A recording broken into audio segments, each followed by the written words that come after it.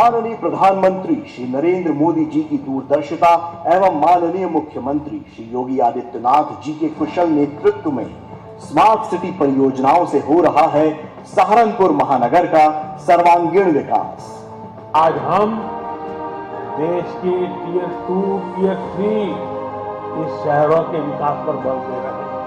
इसलिए अमृत मिशन हो या स्मार्ट सिटी मिशन, इनके तहत छोटे शहरों में मूल सुविधाओं को बेहतर बनाया जा रहा है।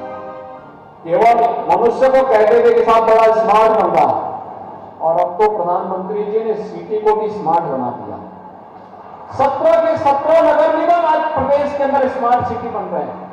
देश का पहला राज्य है जो अपने सभी 17 के 17 नगर निगमों को स्मार्ट सिटी मिशन के साथ जोड़ के काम कर रहा है। सहारनपुर का डिजिटल प्रहरी है integrated command and control centre. ये सिर्फ एक बिल्डिंग नहीं बल्कि शहर की वो आंखें हैं जो हर पल नागरिकों की सुरक्षा, यातायात और शहर की गतिविधियों पर नजर रखती है।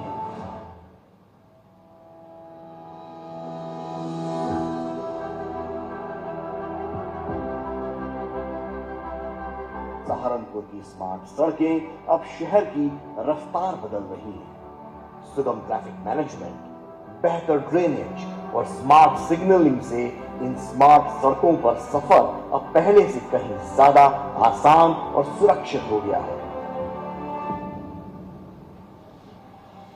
शहरों में हरियाली की भूमिका केवल सौंदर्य तक सीमित नहीं होती, बल्कि ये स्वास्थ्य, सामुदायिक सहभागिता और मानसिक संतुलन का आधार भी बनती है। सहारनपुर स्मार्ट सिटी द्वारा 9 प्रमुख पार्कों का पुनरुद्धार इसी सोच को साकार करता है। साथ ही यह पुनरुद्धार केवल निर्माण तक सीमित नहीं है। इन सभी पार्कों के रखरखाव की अगले 5 वर्षों की दीर्घकालिक योजना भी निर्धारित की गई है, जो सतत शहरी प्रबंधन और सामुदायिक उपयोगिता को सुनिश्चित करती है।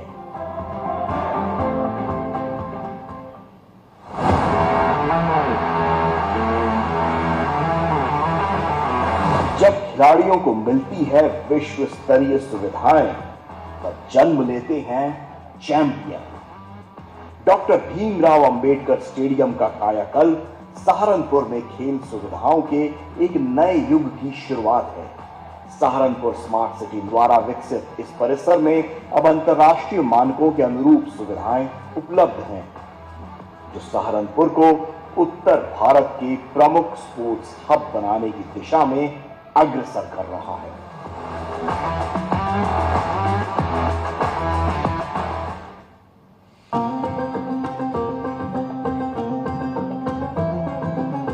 सहारनपुर स्मार्ट सिटी द्वारा विकसित स्वच्छ कुंड परियोजना शहर में सांस्कृतिक पुनरुत्थान और हरित सौंदर्यीकरण का अनूठा उदाहरण है।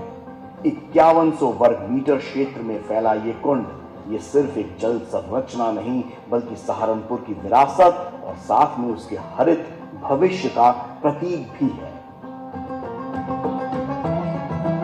महिला की सुरक्षा हो, कूड़े का प्रबंधन हो, पर्यावरण की दृष्टि से पार्कों का सौंदर्यीकरण, अनेकों अनेक कार्य स्मार्ट सिटी सहारनपुर ने किए।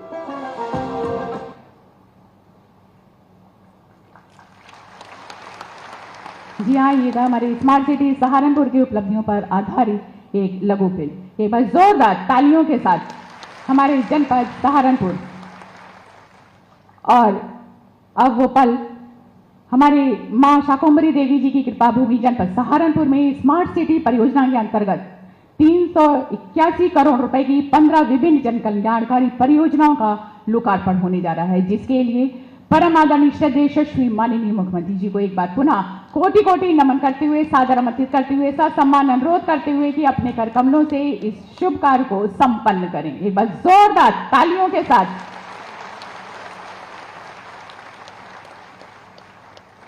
जी हाँ, आप देख रहे हैं और हमारी 381 करोड़ रुपए की 15 जन कल्याणकारी योजनाओं का लोकार्पण यशस्वी माननीय मुख्यमंत्री जी के कर कमलों के माध्यम से जोरदार तालियां लगातार बजती रहनी चाहिए। ये हमारे जनपद सहारनपुर के लिए मील का पत्थर साबित होंगे। जी हाँ, अपने आप में गौरव की बात हमारा ये जनपद सहारनपुर।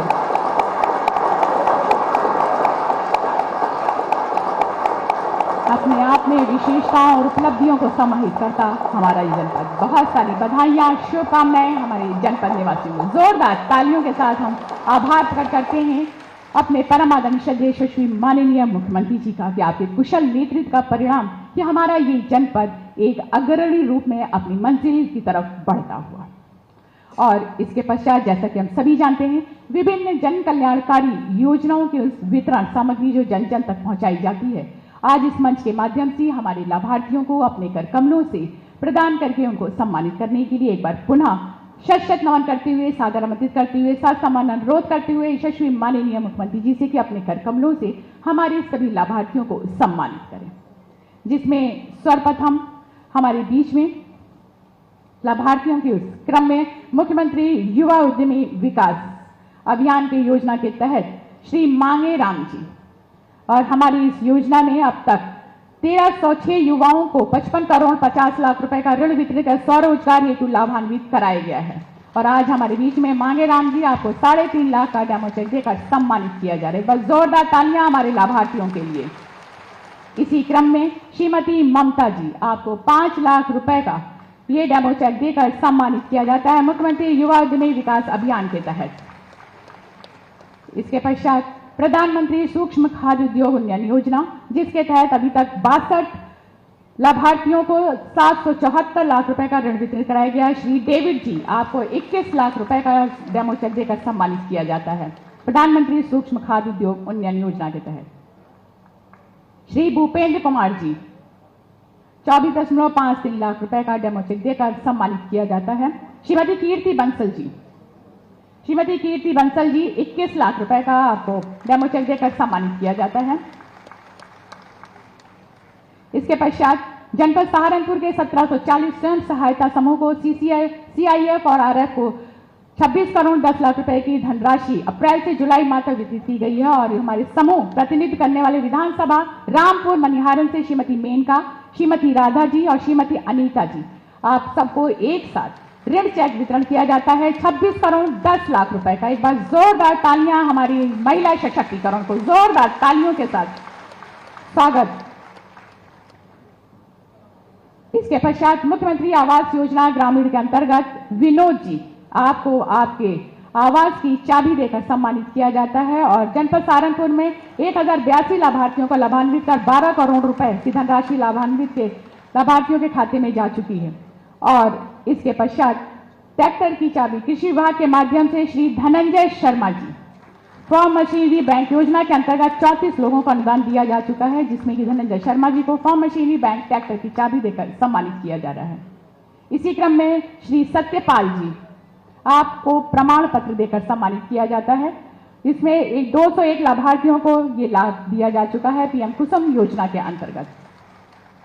इसके पश्चात आयुष्मान भारत योजना से हमारे लाभार्थियों को शुभकामना पत्र वितरित किया जा रहा है, जिसमें कि हमारे श्री राम कुमार जी और 11,91,420 कार्ड बनाए गए थे, जिसमें 70 साल से ऊपर के हमारे 33,000 से ज्यादा वरिष्ठ नागरिक थे और उनको सम्मिलित किया गया। और सर माननीय मुख्यमंत्री जी को मैं बताना चाहूंगी कि हमारे ये लाभार्थी वो हैं जिन्होंने आयुष्मान कार्ड योजना का प्रयोग किया था और उनको हृदय रोग की बीमारी थी और उनको 1.5 लाख से ज्यादा का इलाज किया गया।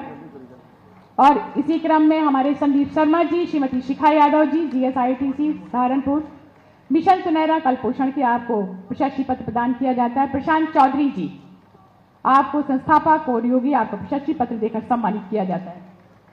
यदि श्रीमती शिखा यादव जी, प्रशांत चौधरी जी संस्थापक कोड योगी। एक बार जोरदार तालियां हमारे सभी लाभार्थियों के लिए जिनको कि उनकी मेहनत के लिए इस मंच के माध्यम से सम्मानित किया गया।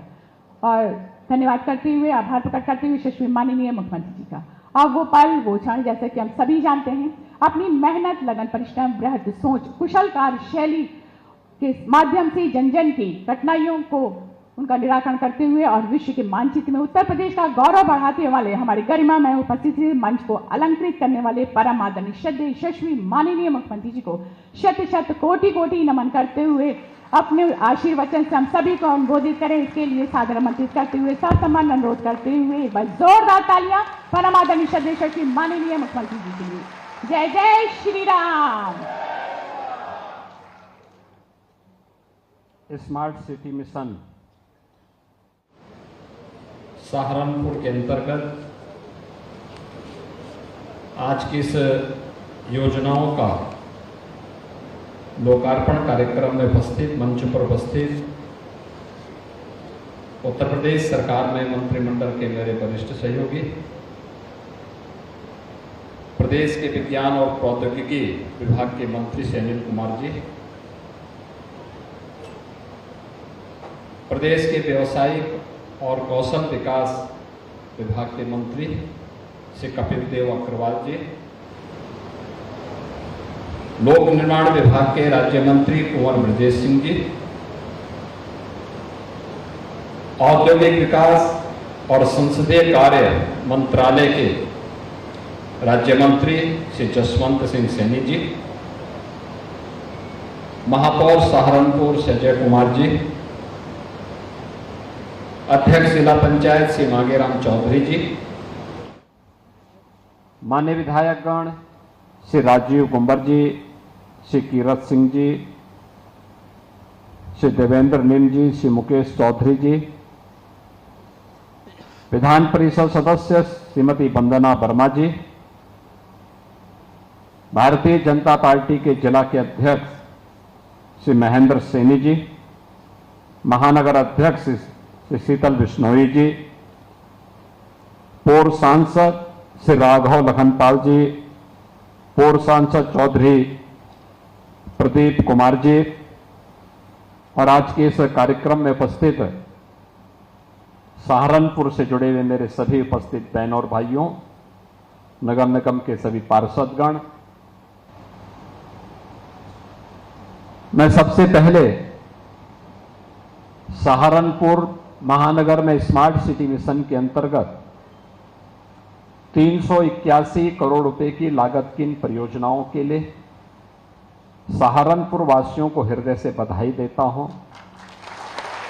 आज श्रावण मास की अंतिम सोमवार भी है।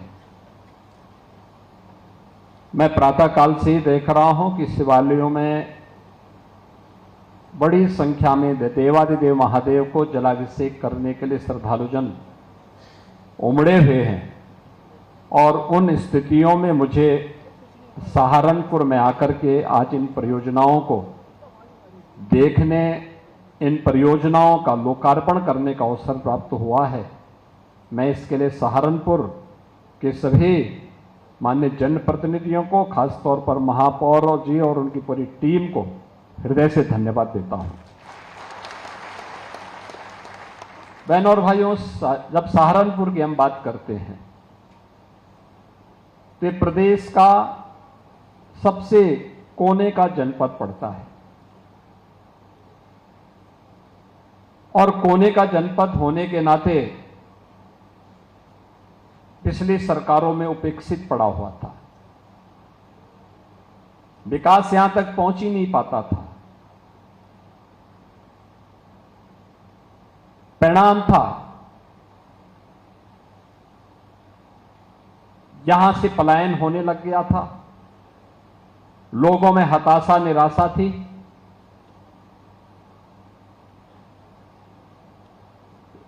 असमंजस की सी स्थिति थी। लेकिन अब डबल इंजन की भारतीय जनता पार्टी की सरकार के कारण सहारनपुर की निराशा समाप्त हुई। सहारनपुर के साथ आज दोनों सरकारें पूरी मजबूती के साथ खड़ी हुई हैं। अब यहां पर चल रही परियोजनाएं सहारनपुर को एक पहचान दिलाती है। सहारनपुर को उसकी विरासत से जोड़ा गया है। मां शाकंभरी का पावन धाम होने के साथ ही इस पूरी कमिश्नरी में किसी भी युवा की डिग्री में कोई एक नाम आएगा तो माता शाकंभरी का नाम जुड़ेगा। शाकंभरी विश्वमाता शाकंभरी विश्वविद्यालय प्रारंभ हो चुका है, भवन बन चुका है, हैंडओवर की कार्रवाई अंतिम चरणों में चल रही है और जिस दिन वो बन करके तैयार होगा तो स्वयं उसके लोकार्पण करने के लिए हम लोग फिर पधारेंगे। एक बड़ा आयोजन यहां पर सहारनपुर के युवाओं के लिए हम लोग यहां पे करेंगे। सहारनपुर से जुड़े हुए वे सभी स्थल, चाहे वह माता त्रिपुरेश्वरी बाला सुंदरी का स्थल देवबंद हो या फिर बाबा बुग्धावीर का धार्मिक स्थल गंगो, अभी हम जहरवीर गोगा जिसे जुड़े हुए एक पावन स्थल के सुंदरीकरण के कार्य का अवलोकन करके भी आ रहे हैं। यह है विरासत के साथ जोड़ने की सरकार की प्रतिबद्धता। यह वही प्रतिबद्धता है जो विरासत का संरक्षण भी करती है और आम नागरिक को विकास के साथ भी जोड़ती है। पहले की सरकारें किस रूप में शोषण करती थी? जाति के नाम पर तो बांटती थी, लेकिन योजनाओं का लाभ केवल परिवार तक सीमित करती थी। एक परिवार पूरे प्रदेश में अराजकता का कारण बनता था, जाति बदनाम होती थी और प्रदेशवासियों के सामने पहचान का संकट खड़ा होता था। पहचान का संकट प्रदेशवासियों के सामने खड़ा होता था। आज ऐसा नहीं, अब तो विकास हो रहा है। एक और यहां पर विश्वविद्यालय का निर्माण, वो भी माता शाकंभरी के नाम पर। विरासत के संरक्षण के लिए माता शाकंभरी मंदिर के कॉरिडोर के विकास का कार्य आपने देखा होगा, पहले वहां जाना ही कठिन होता था। अब तो बेहतरीन कॉरिडोर बन रहा है और कॉरिडोर के साथ साथ हम लोगों ने व्यवस्था की है कि एक एलिवेटेड मार्ग इस रूप में हम वहां तैयार करेंगे। सर्दी हो, गर्मी हो, बरसात हो, किसी भी सीजन में मां शाकंभरी का दर्शन करने के लिए सहारनपुर ही नहीं, देश भर का श्रद्धालु आकर के, जैसे आपने महाकुंभ में देखा होगा, पूरी दुनिया आई थी, 66 करोड़ से अधिक श्रद्धालु वहां पर आए। दुनिया से अपना पैसा खर्च करके लोग आ रहे हैं, लेकिन परेशानी हो रही थी कांग्रेस और समाजवादी पार्टी के लोगों को। उनको परेशानी इस बात की हो रही थी कि सनातन धर्म का वैभव और गौरव इतना ऊंचा कैसे हो जा रहा है, क्योंकि इन लोगों की संवेदना एक गरीब के साथ नहीं होती। इन लोगों की सहानुभूति एक नौजवान के साथ नहीं होती है। इनको भारत की विरासत पर गौरव की अनुभूति नहीं होती है। भारत और भारतीयता अगर आगे बढ़ता है तो इनको परेशानी होती है,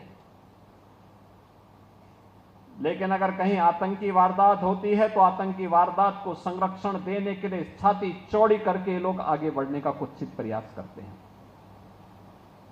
आपने देखा होगा अभी हाल ही में 2 घटनाओं का माननीय न्यायालय ने निर्णय करते हुए कार्य किया। एक, कांग्रेस की सरकार के समय महाराष्ट्र के मालेगांव में हुए विस्फोट में कैसे तत्कालीन कांग्रेस की पार्टी की सरकार ने और उनके सहयोगी दलों ने हिंदुओं को अभियुक्त बना करके, आरोपों को घेरे में ला करके सभी हिंदू नेताओं को अभियुक्त बनाने की कुत्सित चेष्टा कैसे की थी। आज एटीएस के खुलासे से सारे तथ्य सामने आ रहे हैं। कांग्रेस और उसके सहयोगी दलों का यह कृत्य राष्ट्रद्रोह की श्रेणी में आता है। आतंकवाद के प्रति सौंप और राष्ट्रवादी नागरिकों के लिए, राष्ट्रवादी संगठनों के लिए क्रूर बन करके बड़बड़ बन करके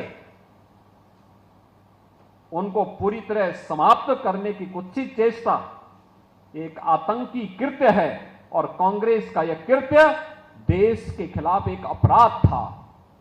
ये लोग एक तरफ आतंकवादियों को क्लीन चिट देते हैं, देश पर हमला करने वालों को क्लीन चिट देते हैं, और दूसरी तरफ देश की सुरक्षा के प्रति प्रतिबद्ध सेना के पराक्रम पर प्रश्न चिन्ह खड़ा करते हैं, सुरक्षा बलों के जवानों के पराक्रम और शौर्य पर प्रश्न चिन्ह खड़ा करते हैं, राष्ट्रीय सुरक्षा में सेंध लगाने का कुत्सित प्रयास करते हैं। और इसलिए इन लोगों को विरासत की चिंता नहीं थी। विरासत की चिंता होती तो कांग्रेस अपने समय में, जब कांग्रेस को समाजवादी पार्टी समर्थन करती थी, तब कांग्रेस ने अपने समय में राम सेतु को तोड़ने का निर्णय लिया था। उच्चतम न्यायालय में जो शपथ पत्र दाखिल किया था, उस समय कहा था कि राम और कृष्ण हुए ही नहीं, राम और कृष्ण हुए ही नहीं, उन्हें मिथक माना था।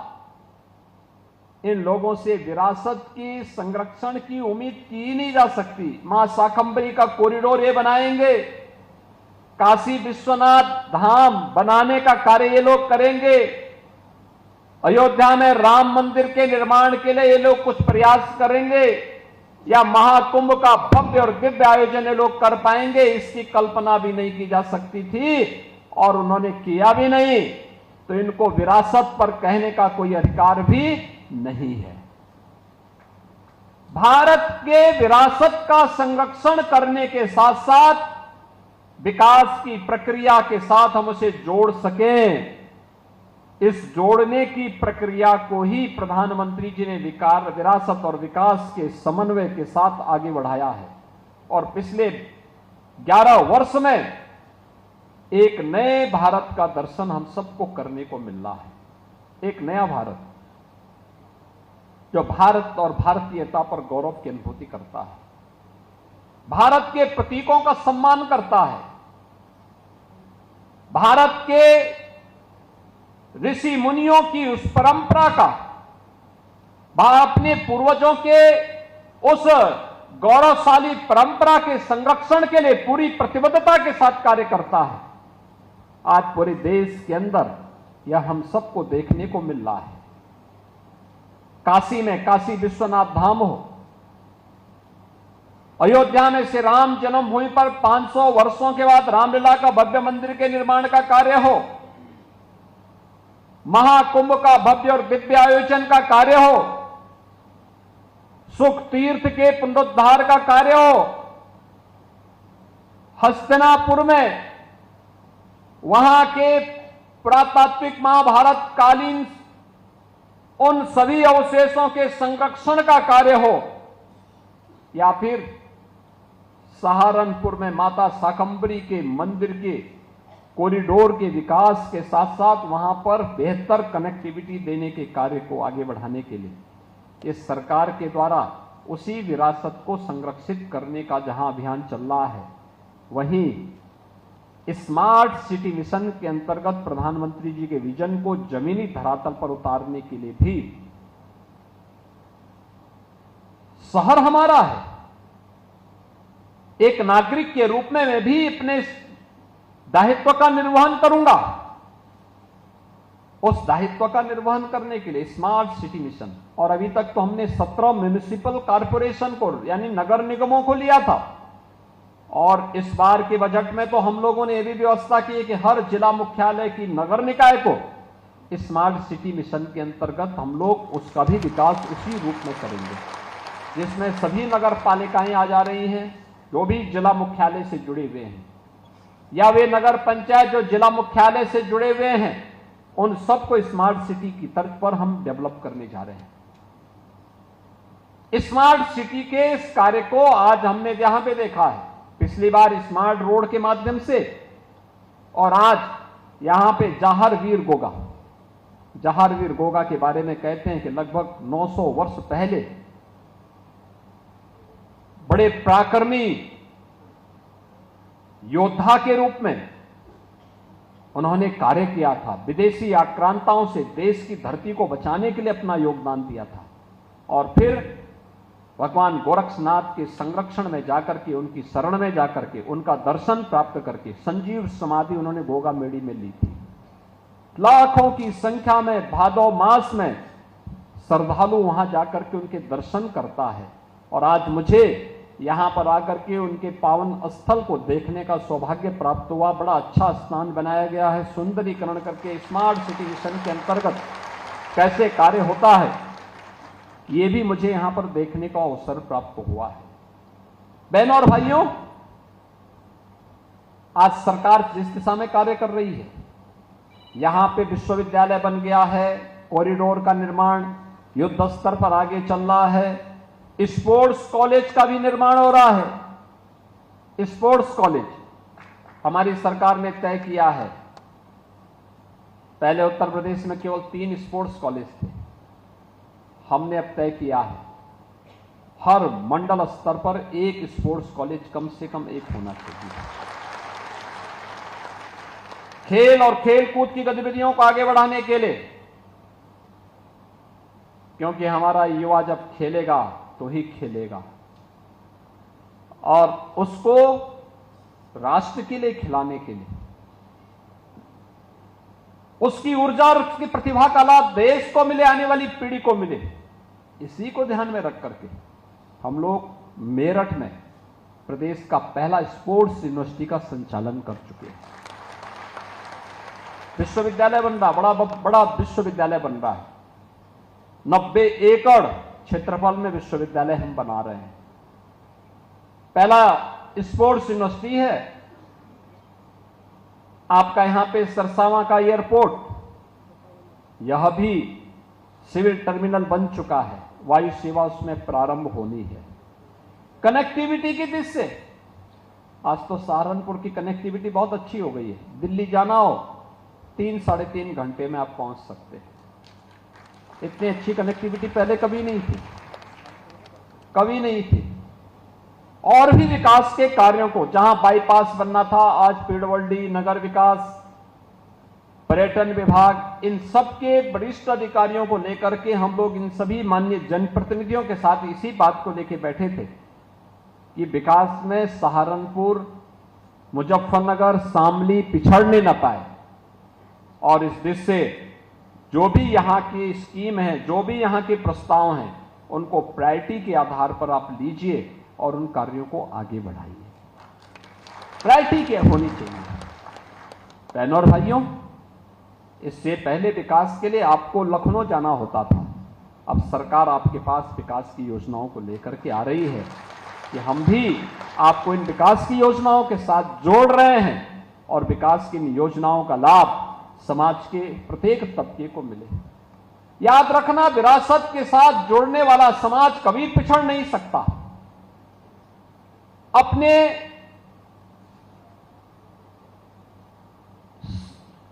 विरासत पर गौरव की अनुभूति करने वाला समाज को दुनिया की कोई ताकत पीछे नहीं कर सकती।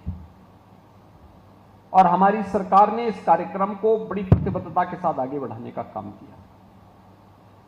और याद करिए, 1 डिस्ट्रिक्ट 1 प्रोडक्ट की योजना हो या विश्वकर्मा श्रम सम्मान या पीएम विश्वकर्मा की योजना, इस सरकार की अपने हस्तशिल्पी और कारीगरों को सम्मानित करने की ही योजना है। ये अलग अलग क्षेत्र में जिन लोगों ने अपनी परंपरागत विरासत का संरक्षण किया था, उस कला को, उस कारीगरी को, उस हस्तशिल्पी को, जिसमें सहारनपुर का वुड कार्विंग का काम भी, कितना महीन काम है।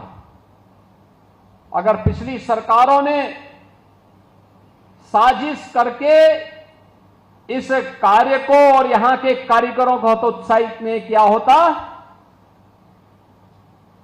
तो सहारनपुर का फर्नीचर और सहारनपुर का वुड कार्विंग वैश्विक पटल पर वैसे ही छाता जैसे इटली के फर्नीचर छाए हुए हैं। इटली आपके सामने टिकता नहीं। इतना महीन काम और इतना शानदार कार्य सहारनपुर का है, और उस कारीगरी को पिछली सरकारों ने समाप्त किया। प्रधानमंत्री जी की प्रेरणा से हमारी सरकार में वन डिस्ट्रिक्ट वन प्रोडक्ट के माध्यम से, एक जनपद एक उत्पाद के माध्यम से इसको एक प्लेटफॉर्म दिया, डिजाइन दी, पैकेजिंग की सुविधा दी, मार्केटिंग की सुविधा दी, एक्सपोर्ट के लिए सुविधाएं दी। आज परिणाम है, ये तेजी के साथ आगे बढ़ रहा है, इसको एक नई पहचान मिल रही है। अब हम लोग देखते हैं, किसी को फर्नीचर लेना हो तो सहारनपुर की तरफ दौड़ता है। प्रदेश भर में, एनसीआर में अच्छा फर्नीचर कहां मिलेगा? सहारनपुर में मिलेगा। सहारनपुर की तरफ आता है, यहां की कारीगरी को देखता है, यहां के वुड कार्विंग को देखता है। और सहारनपुर को तो हम लोगों ने इस पे आगे बढ़ाने का काम किया, लेकिन साथ साथ खुर्जा में, अलीगढ़ में, ऐसे ही मुरादाबाद में, कन्नौज में, आगरा, कानपुर, या फिर आप पूर्वी उत्तर प्रदेश में जाएंगे तो भदोही का कारपेट है, वाराणसी की साड़ी है, आजमगढ़ के मुबारकपुर का ब्लैक पॉटरी है, गोरखपुर का टेराकोटा है। हर एक जनपद अपनी एक नई उत्पाद के साथ अपनी पहचान को समेट करके आगे बढ़ रहा है, और इसी के लिए प्रधानमंत्री जी ने कहा है वोकल फॉर लोकल। आत्मनिर्भरता के लक्ष्य को प्राप्त करके ही कोई देश स्वावलंबी बन सकता है, सशक्त बन सकता है। और याद रखना, विकसित भारत की आधारशिला भी यही हमारा स्थानीय उत्पाद बनेगा। यही स्थानीय उत्पाद हमारा बनने वाला है, जो उसको एक नई पहचान देने वाला है, एक नई पहचान दिलाएगा। उस पहचान को आगे बढ़ाने के लिए ही आज हम सब आपके पास आए हैं। अभी हाल ही में प्रधानमंत्री जी ने कहा कि हमें स्वदेशी अपनाना होगा, स्वदेशी को अपने जीवन का हिस्सा बनाना होगा। हम विदेशों में भागने की बजाय, विदेशी वस्तुओं के पीछे भागने की बजाय, अगर हम स्वदेशी के साथ जुड़ेंगे तो स्वदेशी का लाभ, जो भी मुनाफा व्यापारी को होगा तो उसमें हिस्सा होगा हमारे कारीगर का, हमारे हस्तशिल्पी का।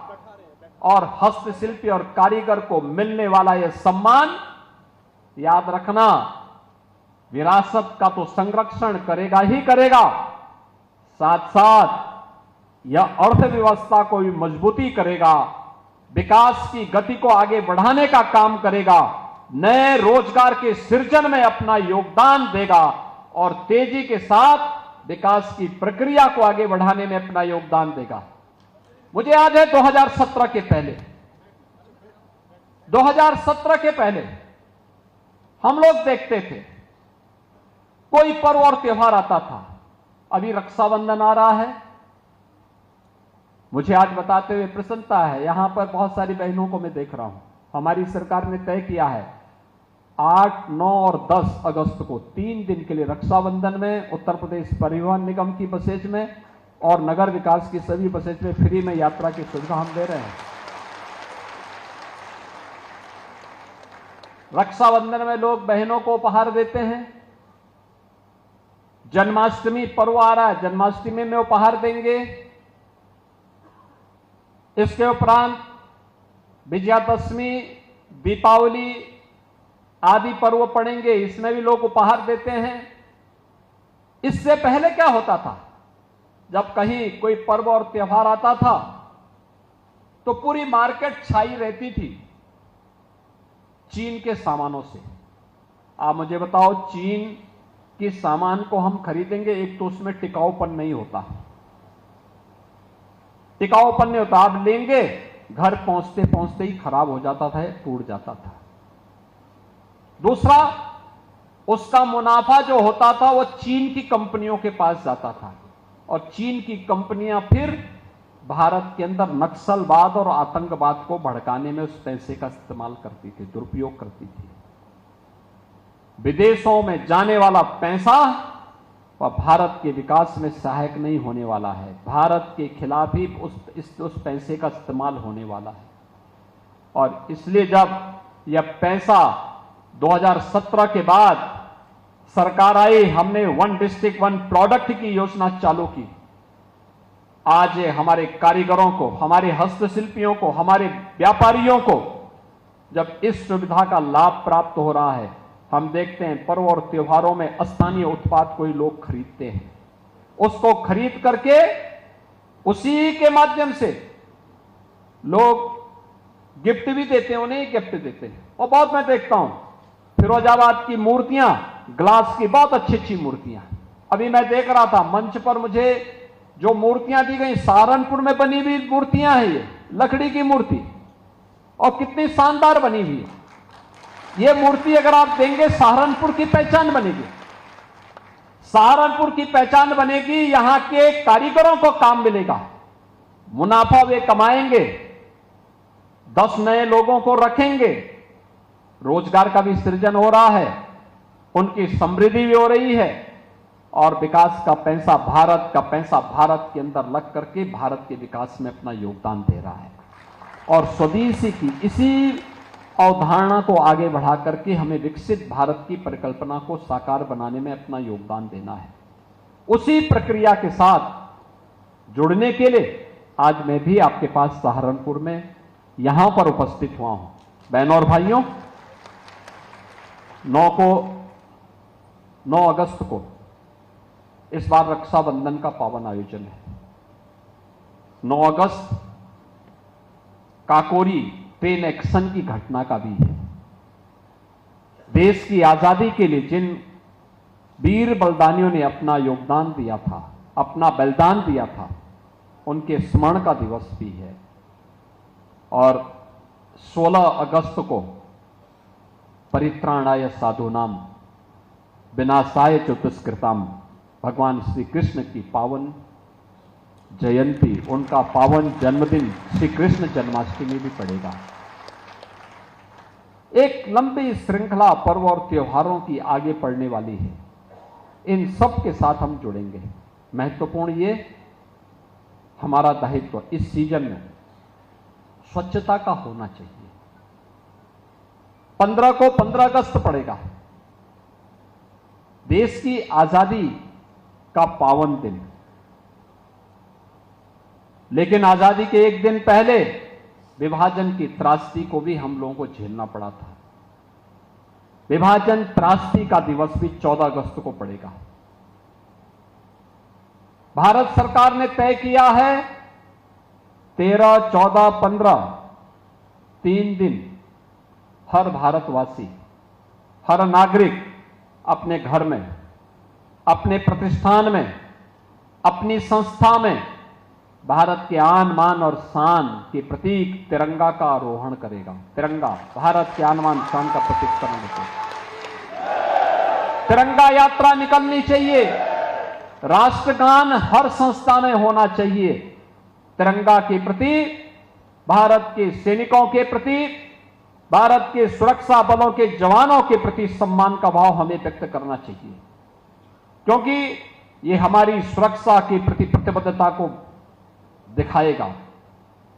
एक तरफ विकास और विरासत और दूसरी तरफ गरीब कल्याणकारी योजनाएं। आपने देखा होगा गरीब कल्याणकारी योजनाओं में सरकार की योजनाओं का लाभ कैसे दिया जा रहा है। सीएम युवा उद्यमी योजना, हमने यहां पे सीएम युवा उद्यमी योजना के अंतर्गत 21 वर्ष से 40 वर्ष के युवा का चयन किया है और संख्या सीमित नहीं रखी है। कोई भी युवा अपना कारोबार करना चाहता है तो हमने कहा भी ठीक है, थोड़ा पैसा आप लगाइए, 10% मार्जिन मनी हम देंगे। गारंटी आपको बैंक को गारंटी नहीं देनी है और ब्याज भी नहीं देना है। आप मूलधन का जो बकाया राशि है किस्तों के आधार पर वापस करेंगे, बाकी ब्याज भी सरकार देगी, गारंटी भी सरकार देगी, सरकार आपको मार्जिन मनी भी देगी, आप अपना व्यवसाय करिए। और मुझे बताते हुए प्रसन्नता है कि अब तक 70,000 से अधिक युवाओं को युवा उद्यमी के रूप में हमने आगे बढ़ाने का काम किया है। 24 जनवरी को हमने इसको लॉन्च किया था। 24 जनवरी से अब तक 70,000 युवा इस स्कीम के साथ जुड़ चुके हैं।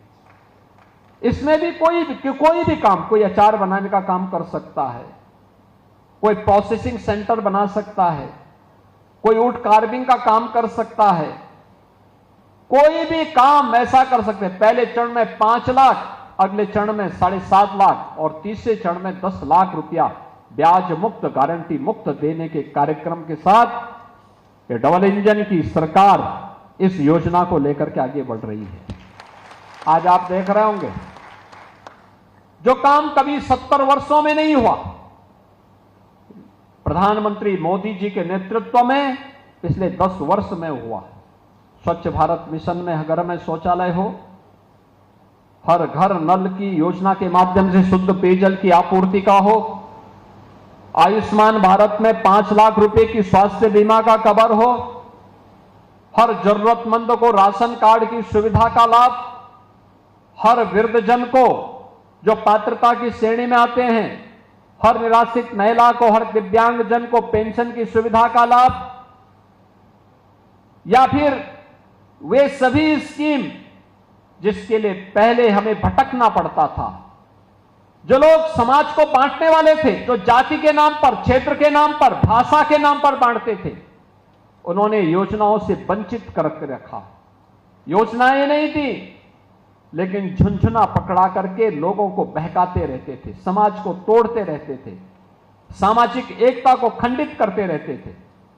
ये जातिवादी राजनीति करने वाले लोग जाति के नाम पर तो सत्ता में आते थे, सत्ता में आने के बाद ये लोग तुष्टीकरण की पराकाष्ठा को पार करके दंगों की आग में प्रदेश को झोंकने का कार्य करते थे।